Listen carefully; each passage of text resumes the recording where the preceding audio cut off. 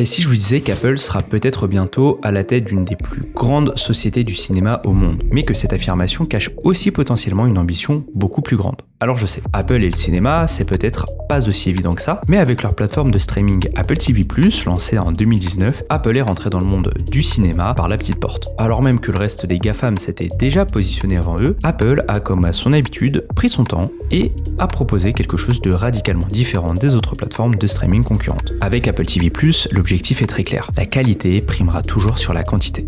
C'est avec ce credo qu'Apple arrive sur le marché des SVOD avec uniquement une petite dizaine de programmes originaux à son lancement. Par originaux, j'entends exclusivement produits par Apple via leur société de production Apple Studios. Et force est de constater que la formule porte ses fruits, car très vite, beaucoup dans le public comme dans la presse spécialisée comparent la plateforme d'Apple à un géant iconique du secteur. Derrière la production de la majorité des séries les plus acclamées par la critique est connue sous le nom des 3 lettres les plus emblématiques du cinéma, HBO.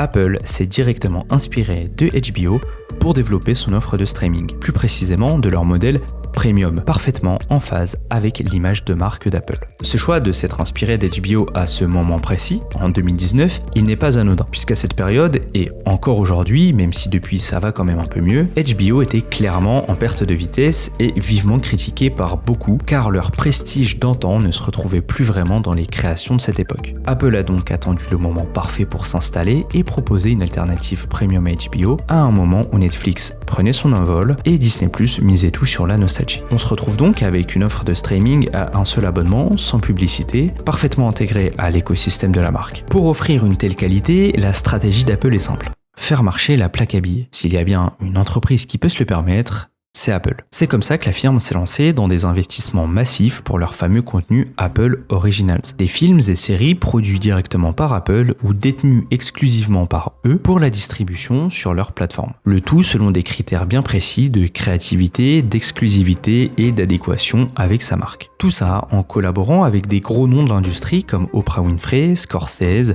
ou encore Reese Witherspoon, en diversifiant les genres pour toucher un maximum de gens, mais toujours en proposant de la qualité. C'est pourquoi on va très vite retrouver sur la plateforme des drames, des comédies satiriques, des documentaires ou encore du contenu familial. Et en 6 ans à peine, ils se sont imposés comme l'une des plateformes les plus quali sur le marché. Leurs productions ont cumulé plus de 81 nominations au dernier Emmys pour des séries comme The Studio, Shrinking, Slower Seas, l'excellentissime Présumé Innocent ou encore la déjà culte Severance, qui à elle seule a été nominée 27 fois.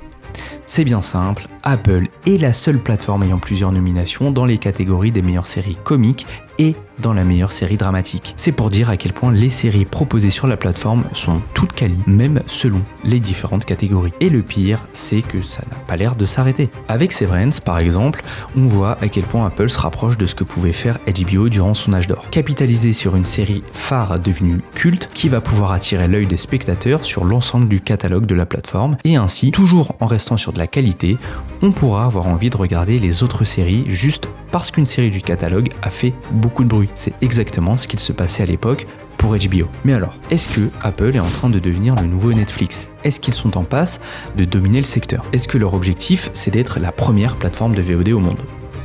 Pas du tout. Et j'irai encore plus loin, Apple est en train de perdre de l'argent avec son service de vidéo à la demande. Oui, vous m'avez bien entendu.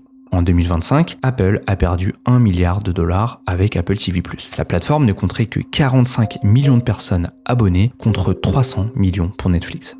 En France, ils ont même choisi de céder leur catalogue à Canal+, pour vous dire. Outre le nombre d'abonnés, son modèle explique aussi en partie pourquoi Apple perd de l'argent avec ce service. Ils ont un budget de production de 4,5 milliards de dollars par an pour leur production originale. Donc forcément, espérer être rentable avec un tel budget, c'est compliqué. Avant de continuer, je tiens quand même à préciser qu'Apple n'est pas la seule dans cette situation parce que les plateformes sont assez difficilement rentables. Mais pour Apple, le positionnement est assez différent de ses concurrents. 1 milliard, c'est pas grand chose pour Apple. Je vous rappelle juste qu'en 2024, la firme a généré près de 391 milliards de dollars de revenus pour un bénéfice net de 94 milliards. et sa division Services, qui inclut Apple Music et l'App Store, a engrangé à elle seule 26,3 milliards de dollars. Donc Apple n'a pas besoin d'un autre service pour se faire de l'argent. Et s'ils acceptent de perdre de l'argent avec Apple TV+, c'est pour une raison bien précise, l'image. Contrairement à Netflix, qui est un pur player dans le domaine et qui pour le streaming c'est la base de son business,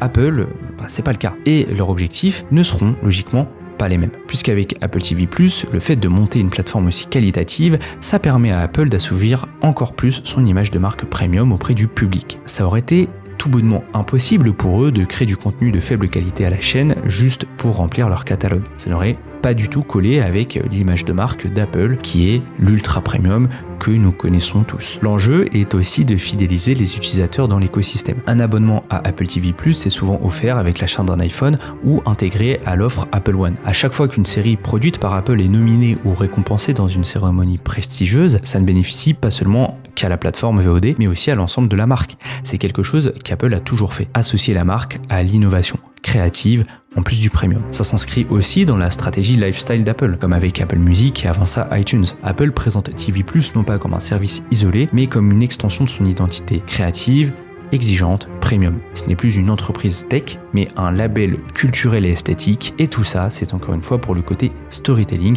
au service du marketing de la marque. À une ère où le storytelling pour les marques est d'une importance capitale, pour se démarquer de la concurrence, on ne peut que comprendre pourquoi Tim Cook insiste dessus. Mais alors, est-ce que Apple fait vraiment ça que pour son image de marque? Image de marque qui est déjà très bien développée. Eh bien, pas vraiment, puisqu'Apple ne s'est pas arrêté qu'au streaming.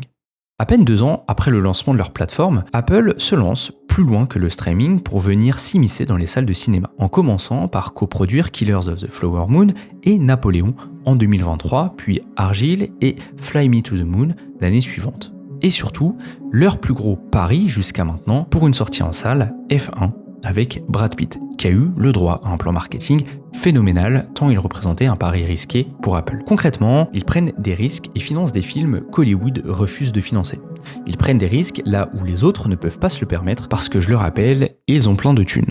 Bon, quand on regarde les avis du dernier Spike Lee, ils auraient peut-être mieux fait d'écouter Hollywood sur ce coup. Cette stratégie, elle rappelle ce qu'a pu faire A24, tenter de produire plein de films, pas forcément tous excellents, mais au moins tenter de produire des trucs différents, de prendre des risques comparés aux géants du milieu, de quoi positionner Apple Studios comme un studio audacieux. D'ailleurs, en parlant d'A24, Apple Studios a déjà collaboré avec eux sur plusieurs films, et ils ont même tenté de racheter le studio il y a quelques années, même si finalement ça n'a rien donné. Et je pense que c'est plutôt une bonne nouvelle. Alors, pourquoi Apple a décidé de se tourner vers la production de films pour le cinéma? Un truc qu'ils ne sont clairement pas les seuls à faire. Eh bien, une des raisons, c'est parce qu'en termes de revenus, ça peut être intéressant pour eux. Amortir le budget du film grâce aux recettes liées directement aux entrées en salle, donc concrètement via les ventes de tickets, et ensuite, après cet amortissement-là, les proposer sur leur plateforme de streaming. Parce que bon, même si c'est Apple, s'ils peuvent faire des sous avec leur production, ils vont pas se gêner. Parce qu'en fait, dans tous les cas, le film, ils allaient le produire pour leur propre plateforme. Donc autant le sortir en salle. D'autant qu'un film qui sort en salle, surtout dans le cas d'un Killers of the Flower Moon par exemple, ça fera toujours plus de bruit qu'un film qui sort directement sur la plateforme. C'est une stratégie un peu moins efficace en France avec la règle de la chronologie des médias qui impose des délais légaux entre la sortie en salle d'un film et sa diffusion sur d'autres supports. Dans le cas du streaming, c'est entre 6 et 12 mois, là où aux États-Unis cette règle n'existe pas et c'est juste au bon vouloir des sociétés de production et de distribution. Il y a aussi et surtout le fait que sortir des films en salle, c'est en adéquation avec le prestige que représente le cinéma.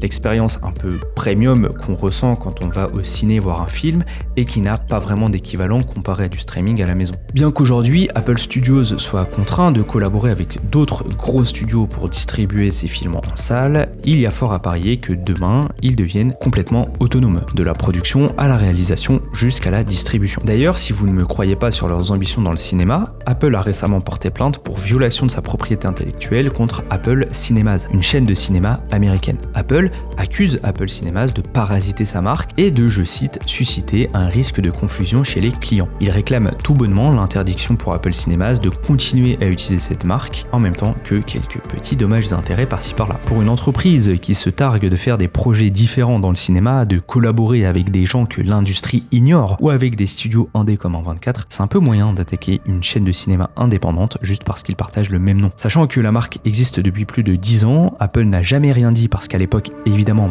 ils faisaient rien en rapport avec le cinéma, et maintenant qu'ils sont sur le créneau, il n'y a plus aucune pitié. Alors, est-ce que Apple va s'arrêter là? Est-ce qu'ils vont tout tenter pour devenir le prochain Warner ou Sony? Eh bien, peut-être pas.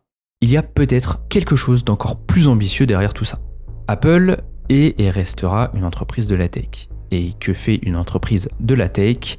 Elle développe des nouvelles technologies. Le pari d'Apple dans l'audiovisuel, ce n'est pas seulement de produire des films et des séries.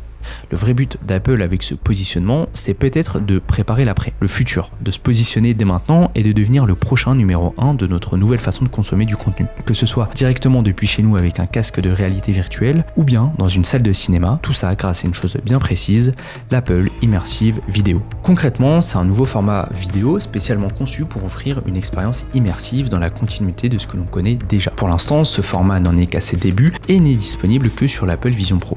Donc autant dire que ça ne concerne presque personne au vu des nombres de ventes. Mais ce qu'il faut comprendre, c'est que le Vision Pro et toutes les technologies développées dessus, à l'instar de l'Apple Immersive Video, sont les premières étapes d'un pari qu'Apple fait sur le long terme, le très long terme, l'informatique spatiale, ou le spatial computing en anglais. Une technologie qui transforme notre façon d'utiliser la technologie, la rendant plus immersive, naturelle et interactive, notamment via des appareils comme le Vision Pro qui tentent de poser les bases de ce que sera peut-être l'interface homme-machine de demain. Si le pari d'Apple est gagnant, notre rapport à la technologie sera totalement chamboulé, notamment dans la consommation de contenu. Ce sera sans doute une toute nouvelle façon de regarder des films et des séries chez soi, à l'aide d'un simple casque qui permettra d'entrer dans un niveau d'immersion jamais atteint jusqu'à présent.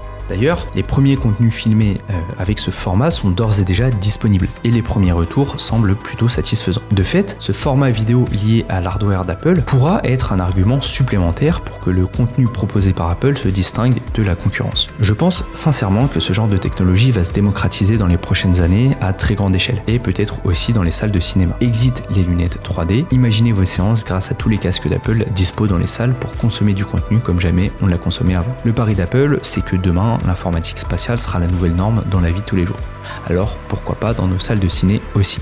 D'autant qu'Apple croit dur comme fer que les salles de cinéma sont très loin de disparaître de sitôt. Peut-être que leur ambition avec l'Apple Immersive Video, c'est de proposer un nouveau format pour remplacer l'IMAX, la 3D ou bien la 4DX et qu'à travers leur studio de production, ils n'auront pas la main que sur des productions de films, mais sur une technique et un format qui sera peut-être mondialement utilisé. De mon point de vue, l'ambition d'Apple est bien plus large que de créer du contenu de qualité. Leur objectif avec ce positionnement dans l'audiovisuel via Apple TV+ et Apple Studios, c'est de préparer le terrain pour leur grand pari qui est celui que la réalité mixte va conquérir le monde dans les 20 prochaines années. C'est le pari d'Apple et donc leur positionnement dans le cinéma et les séries aujourd'hui s'inscrit très probablement aussi dans ce pari. Parce que rappelons-le, Apple est une entreprise de la tech et leur intérêt premier, malgré tout leur très beau storytelling, ce n'est pas l'amour de l'art du cinéma. Ils espèrent sans doute dominer le marché de l'audiovisuel dans le futur, non pas uniquement via leur production, mais via ce qu'ils savent faire de mieux, la technologie.